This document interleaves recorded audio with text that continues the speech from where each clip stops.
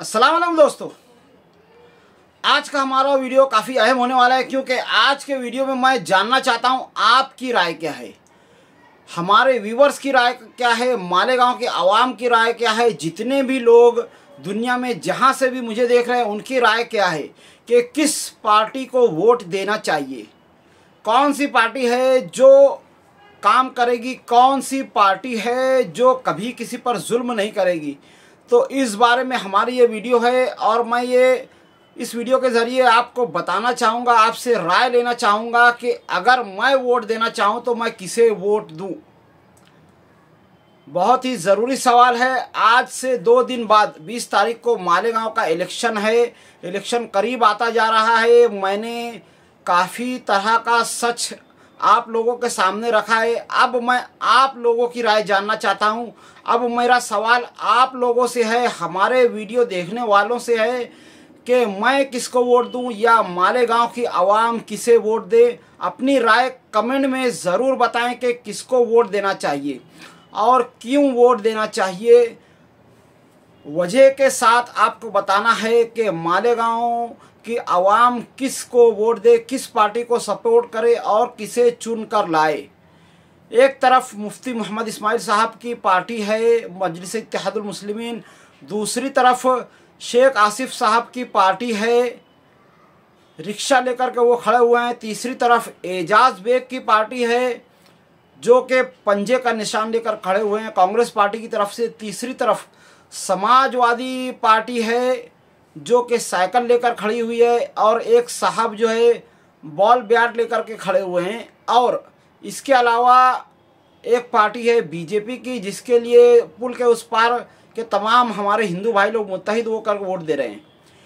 इन तमाम पार्टियों में हमारे मालेगांव शहर के आवाम या हमारे वीडियो देखने वाले व्यूअर्स क्या कहते हैं, अपनी राय कमेंट में ज़रूर दें कि किस पार्टी को वोट देना चाहिए और क्यों वोट देना चाहिए।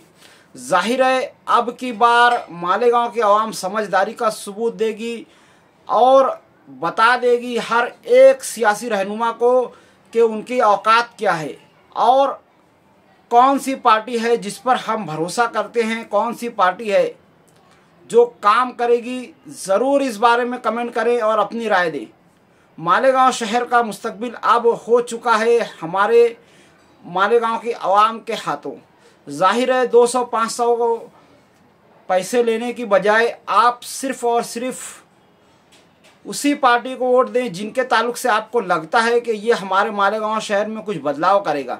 और इसके अलावा मैं एक सच्चाई और भी कहना चाहता हूँ कि आप किसी भी पार्टी को जीत करके लाएं, इसका मतलब ये नहीं है कि आप काम धंधा छोड़कर बैठ जाएं। हर एक ज़िम्मेदार मालेगांव की आवाम को मैं ये कहूँगा कि आप इसी तरह से अपनी रोज़ी रोटी से लगे रहिए। महंगाई बहुत ही ज़्यादा बढ़ चुकी है, एक आदमी की कमाई से गुजारा नहीं होता है।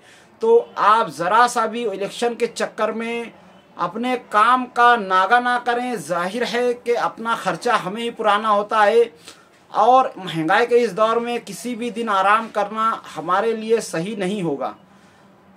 इसी के साथ ही साथ अपने घर परिवार की तरक्की किस तरह से होगी, किस तरह से हम अपने आगे के मुस्तकबिल के लिए कुछ बचा पाएंगे, इस पर भी आपको गौर व फिक्र करना होगा। सिर्फ़ और सिर्फ इलेक्शन के धूम धड़ाके में अपने घर का कबाड़ा ना करें। मैं ये देख रहा हूँ कि बहुत सारे नौजवान हजरात इलेक्शन के चक्कर में घर पे पगार वगैरह देना बंद कर चुके हैं और सिर्फ़ और सिर्फ जय जयकार जिंदाबाद मुर्दाबाद के नारे लगा रहे हैं। उनके घर में फाके हो रहे हैं, उनके घर में परेशानियां चल रही हैं। मैं मालेगांव की आवाम से ये चाहूँगा कि इलेक्शन के इस चक्कर में अपने घर की जिम्मेदारियों को ना भूलें। तो अपनी राय कमेंट में ज़रूर दें कि किस पार्टी को मुझे वोट देना चाहिए, किस पार्टी को मालेगांव की आवाम को वोट देना चाहिए और वजह के साथ बताएं। तो आज की वीडियो में इतना ही, मिलते हैं अगली वीडियो में और देखते हैं कि हमारे मालेगांव शहर की आवाम की राय क्या है। तो अपनी राय कमेंट में ज़रूर बताएं। आज की वीडियो में इतना ही, मिलते हैं अगली वीडियो में, तब तक के लिए खुदा हाफिज़। अस्सलामु अलैकुम वरहमतुल्लाहि वबरकातुहू।